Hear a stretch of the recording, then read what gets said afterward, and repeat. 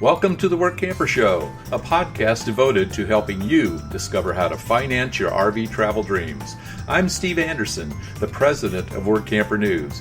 Each one of our episodes will either introduce you to people who are already living the RV lifestyle or to opportunities to work short-term jobs. You'll also learn how to hit the road the right way and make the most of every opportunity. Now let's turn over today's show to your host, Greg Gerber. Thank you, Steve. This week I'm interviewing a campground owner from Mobile, Alabama who is looking for work campers to serve at what he describes as the most technologically advanced RV community in the world. Today's episode is sponsored by Workamper News. With its diamond and platinum membership tools, Workamper News is much more than a job listing website. When you put the tools of this professional service into action, you'll find out just how easy it can be to turn your work camping dreams into reality. The one-year memberships open the door to a one-stop shop for all things work camping. Being the original source for work camping, you'll find the largest number of job listings, be able to connect with a community of work campers, and view resources compiled by experts who've been enjoying the RV lifestyle for many years. If you're serious about leading a successful and enjoyable work camping lifestyle, a diamond or platinum membership is for you. You can even get started with a free 30-day trial by visiting www.workamper.com/trial. Embark on new adventures today with the support of Workamper News behind you. Ed Bridgman is the owner and developer of the Homestead RV Community, which is about 20 miles south of Mobile, Alabama and less than 2 miles from the Gulf of Mexico. Using a high-speed fiber optic network, the RV park offers the fastest internet service available and monitors water and electricity consumption at every site from a remote location. The system automatically reads the meters and calculates the rates without any human intervention. Even the laundry machines are controlled by an app. If people want to buy firewood or anything from the store, it's all done online and work campers deliver it to the customer's campsite a few minutes later. All communications are performed virtually, including making reservations, payments, checking in, and checking out. However, work campers still need to provide personal attention by escorting guests to their sites, helping them to connect to services, and even hosting campwide events like movie nights, tournaments, and special meals. They also perform landscaping duties and strike up conversations with guests who are looking for recommendations on things to do. Ed needs a couple to work about 25 hours per week, and no special skills are required. In exchange, they get a 40 by 82 foot RV site with a 20 by 70 foot concrete pad, full connections, and super fast internet service. This is the first year the RV community has utilized work campers at the 59 site park. Ed is looking for people he does not have to micromanage. Rather, he likes to work with people who can see something that needs to be done and just jump right in and do it. He also likes to employ people who have a good sense of humor. To describe the opportunity in more detail, please welcome Ed Bridgman, the developer of Homestead RV Community, to the show. Thank you for joining me today, Ed. I really appreciate the time. Tell us a little bit about Homestead RV Community and how old it is. Homestead RV Community is of my own design. I design and develop RV destinations and boat and RV storage facilities for other people, but Homestead RV Community is my own creation for myself, and we earned our certificate of occupancy the second week of February in 2021. So we're brand new. Brand new, and by saying that you developed this after you helped other people develop their own communities, this has got to be like the ideal community then, right? Because you go in there and you see what's working at other places and what isn't, and you incorporated all of the good stuff into Homestead. Exactly. Homestead RV Community is the most technologically advanced RV destination in the world.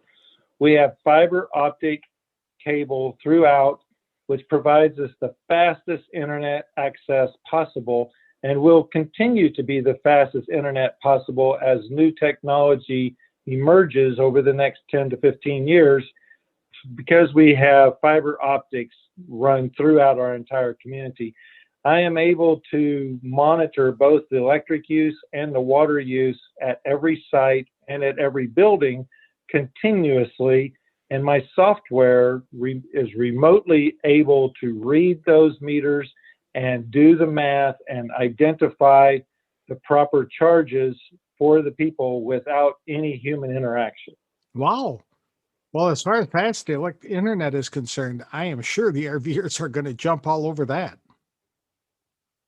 So far, the people that are here, because people need to be able to work where they live and they need to be able to live where they choose to vacation, high-speed internet is no longer something that you charge for or as an additional amenity. It is a must for the modern day RV owner. Mm-hmm. I'd agree with that. And when you provide this kind of service, especially when you're recommending it to other campgrounds that you're consulting with, what do you tell them to pick between cable or internet? I would imagine it would be internet. Absolutely. Cable TV is, I would not bother. I would never recommend to someone who is developing an RV destination to provide cable TV. You have to pay for each channel, and the local channels can be picked up by antenna. But these channels that you're paying for, no matter what package you purchase, you'll never have the channel that someone really wants. And if you provide fastest internet, they can get access to any channels. They bring that with them. So no one's complaining if you have high-speed internet. Mm-hmm. I'm old enough to remember when cable first came out and how excited people were because they had, dozens of commercial-free channels that were available. And now you have 400, 500 channels that are piped into your home, and there's still nothing to watch. Exactly. Yeah. So what type of jobs do the Workampers typically perform at your RV resort destination? Everything at Homestead RV Community can be done virtually. We do not take any money whatsoever. If you want to wash your clothes, you go and there's a QR code on the washer, another one on the dryer. You take a picture of it with your phone, you download money from the credit card onto the app, and you say, I want cold water and I want it to run like this and run like that. You push a button on your phone and the washer starts working. So we don't collect any cash whatsoever. We don't collect any checks whatsoever. We don't make any trips to the bank whatsoever. Everything is done remote. The reservations are all done remotely, either by the guests themselves. They can do it remotely, or they can call in and a camp worker will answer the business phone and the camp worker will make the reservation remotely. If they want to purchase firewood, if they want to purchase anything that we sell in the store, our store is not a place where people walk up and down aisles and try on shirts and put their dirty head in a hat. Everything is done remotely. They go to the app and they say, I want to buy firewood, or I want to buy a fishing pole, or I want to buy lures, or a solo stove, or an outdoor furniture, or whatever. And they pick it all out. They pay for it through the credit card. And the camp worker who is carrying the business phone at the time receives a message that says, site number 24 just purchased this chair or this table. And they go over to the warehouse, and they open up the warehouse and bring it to them, just like Amazon, only in 10 or 15 minutes after it's purchased. So with everything being done remotely, one of my biggest fears is that although many guests appreciate this ability to work in a sterile environment, there's a large number of people who miss that personal interaction. So my camp workers at Homestead RV Community need to be able to be aware of the guest who would like someone to stop in and check on them and have a conversation with them, but also be aware of the people who maybe due to COVID-19 want to remain socially distant. We provide the best of both worlds. Okay, so when the work campers are actually out there doing some of the work for the campground, are they involved in cleaning the sites? Is that it? Are they picking up the trash? What are they actually employed to do? Our smallest site is 40 foot wide and 82 foot long. That's our smallest sites. They go up from there. Each and every site has a concrete pad that is flat, and the smallest concrete pad is 20 foot wide and 70 foot long. So there's not a lot to pick up around campsites. The bathrooms were specifically designed. They're made out of cinder blocks, and the interior walls have corrugated steel on them that has been caulked to the point where it's waterproof. We literally can go into the bathrooms with a garden hose and rinse down the bathroom. Everything drains into the center floor drain. We do not have hand towels that need to be replaced or can clog up a drain. We have electric hand dryers. If I could do away with toilet paper, I would. But everything is easy to clean, easy to maintain, concrete everywhere. We don't have any inside corners where a concrete slab from the site comes and meets the road. That could be an inside corner, but instead we curved those, a real big curve. It's real easy for people to drive the lawnmowers, the riding lawnmowers, the zero-turn lawnmowers that we have, but we don't have hardly any weed eating that needs to be done. Very, very, very little. So what the camp workers are doing, and they're providing that personal touch to the people who want it. We offer escorts to each site for a new guest. We offer to help them set up their sites if they want, and most do. But if they don't, it's right over there. It's well marked. Go for it. So they don't have to do that. We pick up the trash each morning. The guest sets the trash out at the end of their site each morning between 8:30 and 9. And we have golf carts that have pickup type beds on the back. And we go around and we pick up the trash each morning. And then we go through and make sure that the bathrooms are all rinsed down at least once a day. And we have the largest dog park in the state of Alabama. And most people do pick up after their dogs, but we remind them that they need to pick up after their dogs. And a lot of what the camp worker does is just customer relations. We have a potluck about every other weekend. We have a s'mores night about every other weekend. We have a 9-foot by 12-foot TV screen in the pavilion, and so we have movie nights about every other weekend. Cornhole tournament, and the camp workers are in charge of putting on those events. How many sites do you have at the park? Phase 1, we have 59 sites. My mother lives on site, and I live on site. And then I would like to employ 3 camp working couples. I currently have 2 camp working couples, and I would like to employ a 3rd. So that would be 5 sites dedicated to those people. So I have 54 sites that could be rented.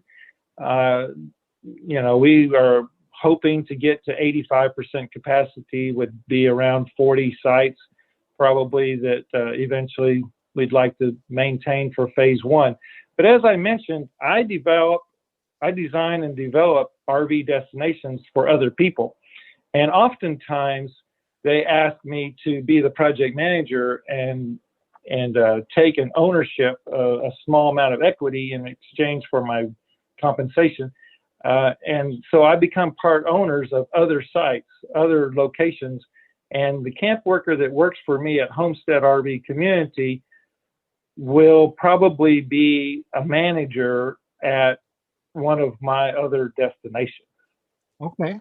So they come to work for you for a little while and learn the routine, and then you can send them off to a different campground, wherever else you might have a location. Exactly. And I've had wonderful luck with people who had very little experience.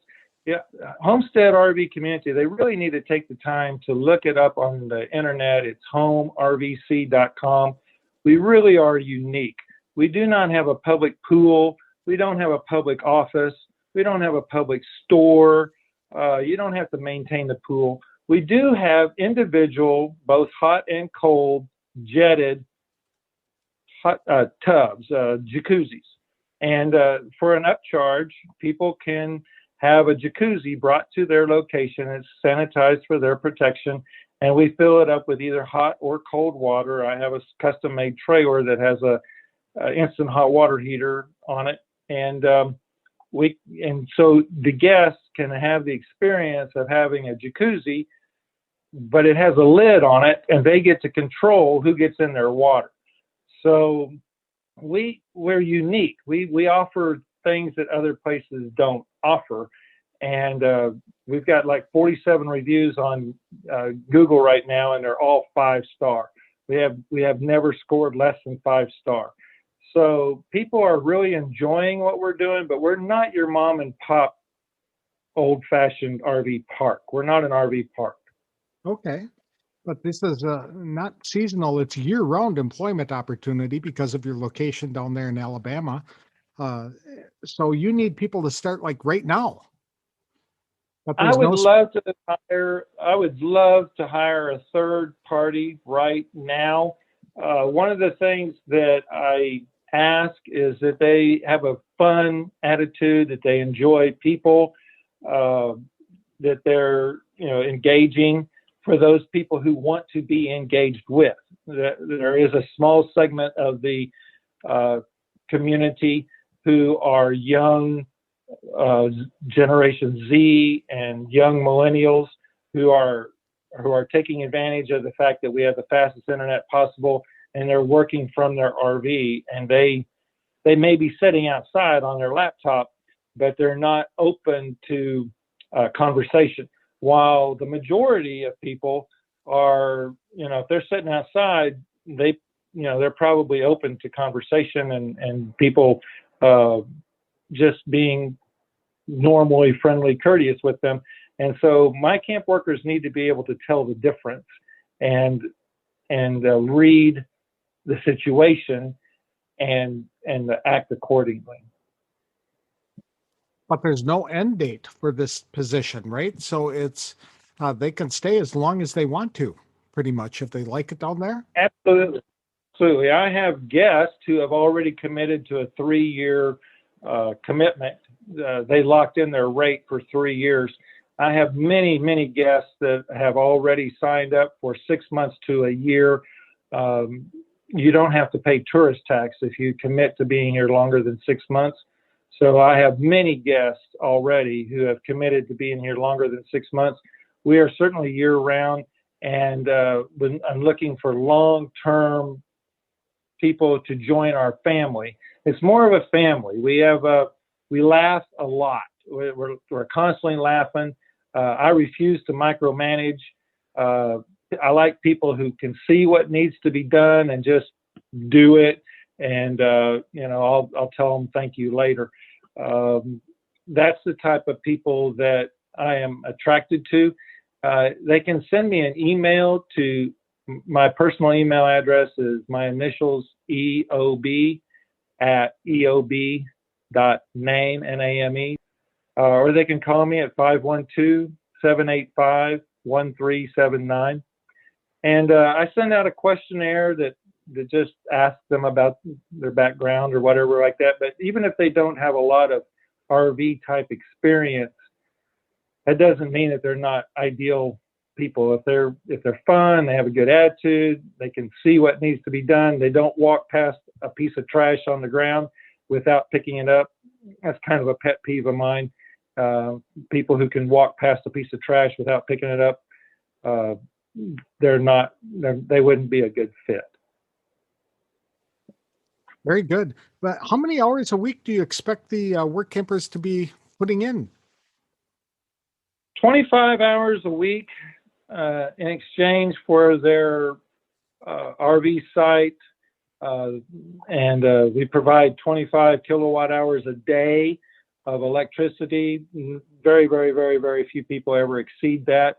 We're, like I said, we're monitoring both the water and electric, and that is in anticipation for the RVs that are coming down in the road.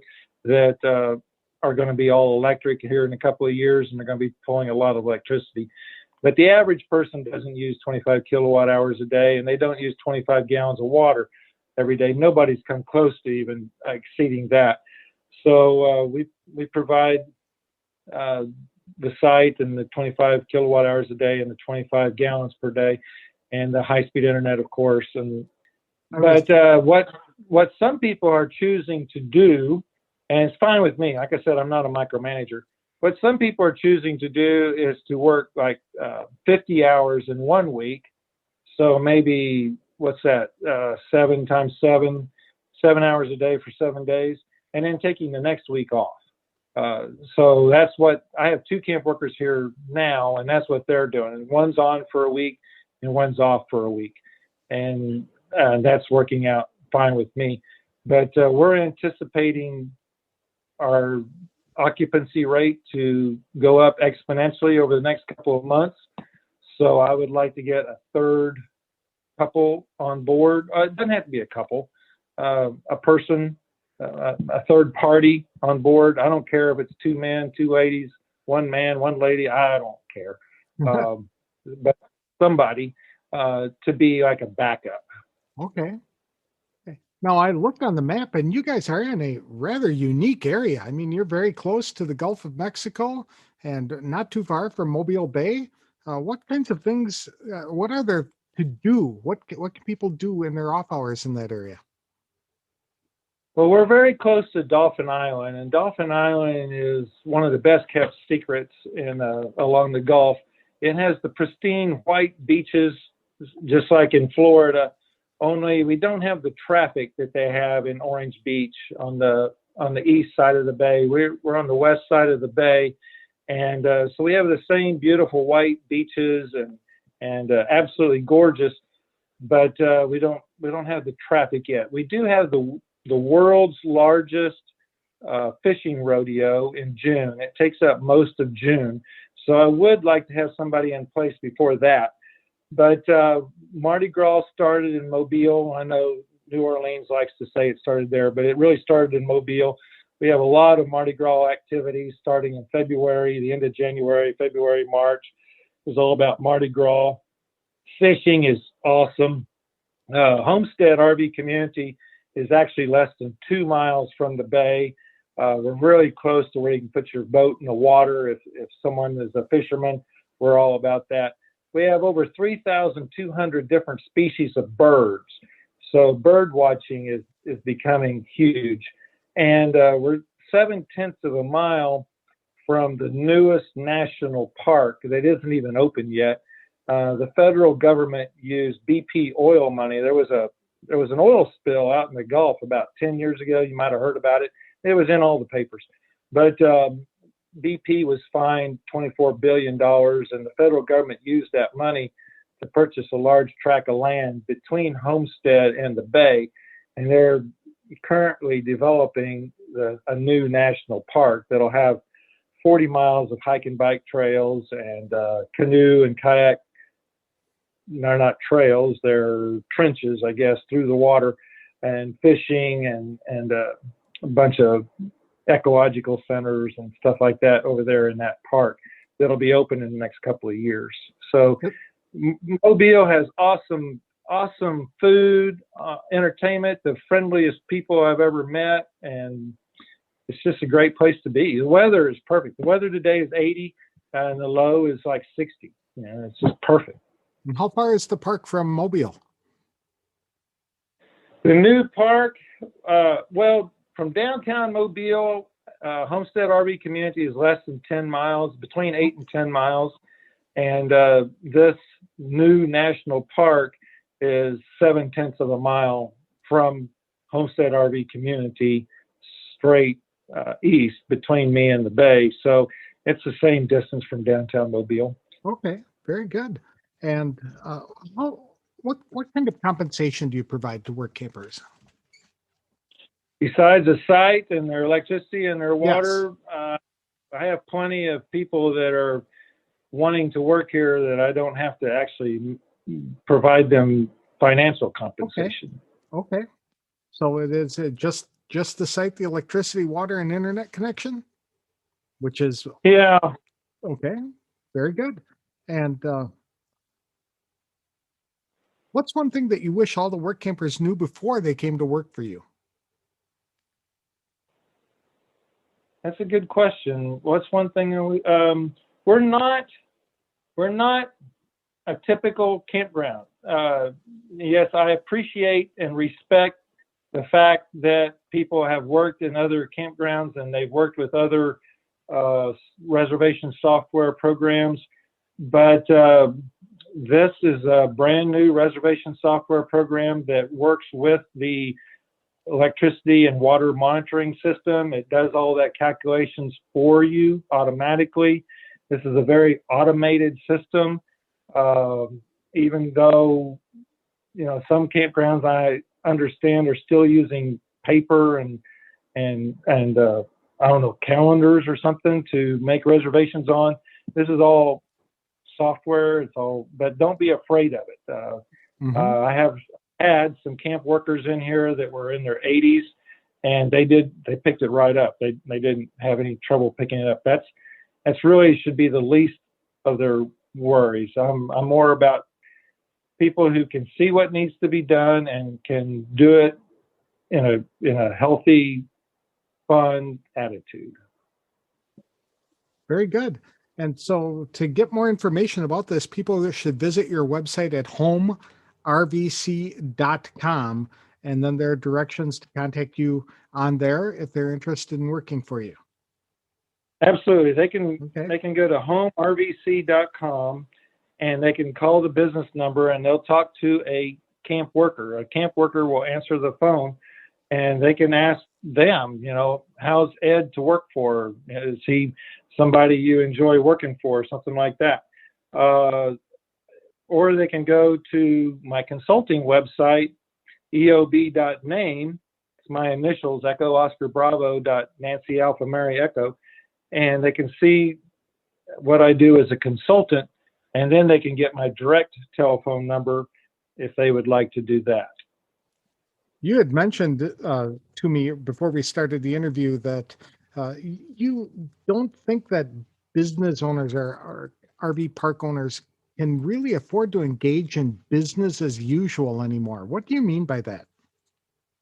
Well, there's an old saying that if you continue to do the same thing you've always done, but you expect different results, that's the definition of insanity. Well, I've taken a slightly different spin on that. There's a lot of people, the average RV destination is 50 years old. The average American RV destination is 50 years old. And there's a lot of people that have inherited these working businesses and they've done really well. And maybe they're doing really well right now while the supply and demand is so lopsided. But if you continue to do the same thing you've always done and you're expecting the same result, that's where I changed it. If you're expecting the same result by doing the same thing you've always done, but now you're in a different environment, then that's another definition of insanity. Your typical RV owner today is not the same as they were 20 years ago or even 10 years ago. I'd agree with 10 that.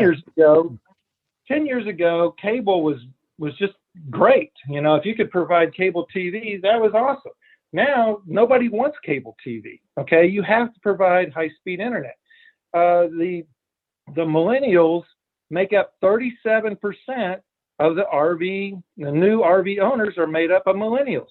There is a huge influx of first-time RVers out there. We have people pull in and they don't know how to disconnect their RV from their pickup. It's like, how did you get this thing connected? And well, they connected it at, where I bought it. And, we haven't had it disconnected. We bought it a week ago and we can't go anywhere with our pickup because we don't know how to disconnect it. So the RV owner today has different needs, different requirements, and is expecting a different level of service than what they did even 10 years ago. So if you want to continue providing the same level of service that you did 10 years ago, and you want to think that you're going to get the same level of satisfaction from your guests, but these are different guests. This is a different environment. And so that's just not going to work. I talk to people and they say, we're going to stop allowing fifth wheels because our roads are too narrow, our sites are too small, and we don't like fifth wheels. And I just shake my head. I just walk away from those conversations feeling sorry for those people, okay? Because there is a huge segment of the RV population that are fifth wheels, okay? So you're going to turn your back on every one of those people? I don't think that's the right thing to do. So there's a lot of people who are saying, Ed, why don't you come over and help me redesign my store? Why do you have a store? Okay, why are you redesigning a dinosaur? Okay, It should all be vertical. Okay, you can take up a lot less real estate if you're using it like a warehouse. And how do you stay COVID free when you're letting people walk around and try on and touch every hat that's in there? We have people saying, how do we maintain our pools? Well, right now in Alabama, the law states that you can only have one family in a public pool at a time. Now, nobody's adhering to that law. Very few people are. How do you keep your 6-year-old out of the pool when his best friend is in the pool and you try to connect to him? Well, that's that family, and they're going to get out here at the end of the hour, and then we're going to get in. And then who are we kidding? Why do you think that water is magically cleaned in the 2 minutes that it took that family to get out and the next family to come in? So we don't have pools. We don't offer pools. I design and develop RV destinations that allow my camp worker the ability to say yes. If my guests are asking for it, that means they need it. Okay. If they're driving fifth wheels, we need to be able to accommodate fifth wheels. If they need water, we need to have jacuzzis, individual, personalized jacuzzis. If they need something, my camp workers are usually able to say, yes, we can do that. Yes, we provide that. Yes. And I want my camp workers to be able to say yes a lot.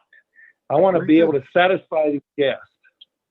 Well, it sounds like this is a wonderful opportunity for somebody who wants to learn how to manage a modern park and then go to work for you at a different park, somewhere that you're involved in. And so I'd encourage people to check out the websites, and we'll put those in the show notes too, so people can find them and then reach out to you and set up an interview and get the ball rolling.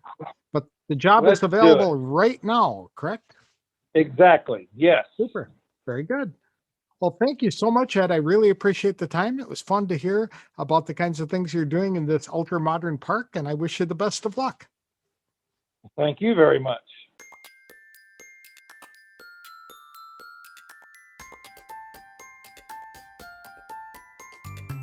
I enjoyed talking to Ed Bridgman about Homestead RV Community near Mobile, Alabama. Ed designs RV destinations around the country, so he's very familiar with what customers want and how campgrounds can provide that level of service. He expects that once Workampers spend time at his park, they'll be able to go to work at other RV destinations that he has developed around the country. There are a lot of things for Workampers to do near Homestead RV Community, like hiking, biking, canoeing, and kayaking. The largest fishing rodeo in the world takes place just a few miles away on Dauphin Island, and it attracts 3,000 anglers and more than 75,000 spectators in July. The Audubon Bird Sanctuary attracts hundreds of bird species along the 14-mile barrier island. The RV park is just an hour from Pensacola in the panhandle of that state. New Orleans is only about 2 hours away, and there's a variety of activity to do there, from Mardi Gras to the National World War II Museum. Ed said that the weather in that part of Alabama is near perfect every day, and because it's a year-round park, where campers can stay as long as they'd like. For more information or to apply, people can email Ed at eob@eob.name. He'll send them a standard questionnaire to complete. Then he'll go over the questionnaire with the Workampers to determine if the opportunity is a win-win for everyone.